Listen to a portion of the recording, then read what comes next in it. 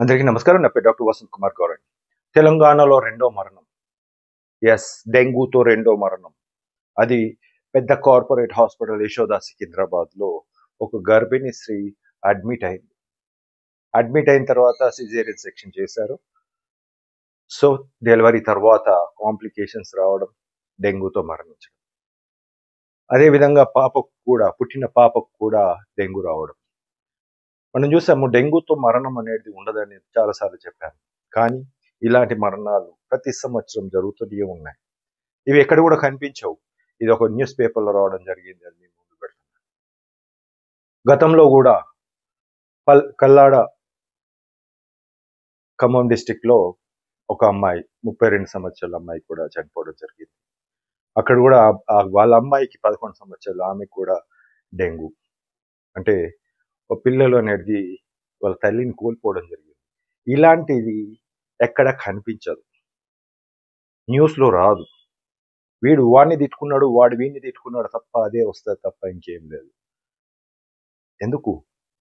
ఈరోజు ఇదే ప్రతిపక్షంలో ఉన్న హరీష్ రావు మొన్న గాంధీలో ఒక మృతి అయితే పరిగెత్తుకుంటూ పోయి ఒక ధర్నా చేసిండు. ఇప్పుడు పోయి ధర్నా చేయపో యశోద ముందు. ఎందుకు చేయవు?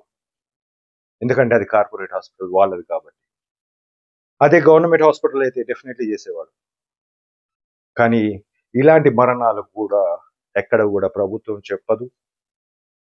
ప్రభుత్వ లెక్కలలో రాదు. ఎందుకు రాదు ఇలాంటిది?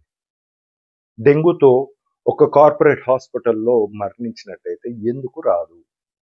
అసలు ట్రీట్మెంట్ ఉందా వాళ్ళ దగ్గర? ఎక్కడ లేదు.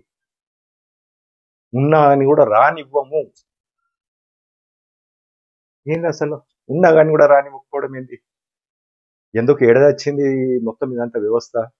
అసలు ఏం చేస్తుంది ఈ ఇంటెలిజెన్స్ డిపార్ట్‌మెంట్?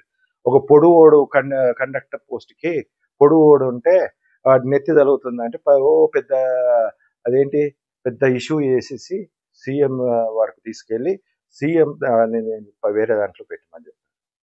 ఇది ప్రజలకు సంబంధించింది, ప్రాణాలకు సంబంధించి. ఇదెందుకు పోదు ఇంటెలిజెన్స్ డిపార్ట్‌మెంట్? అస్తమానం ఫోన్ ట్యాపింగు దాని మీదనే ఎక్కువ ఫోకస్. ఇది ప్రజల ఆరోగ్యానికి సంబంధించి. ఎందుకు పోదు? కారణం? ఎందుకు రాదు? దయచేసి ప్రజలారా ఒకటి ఆలోచించండి.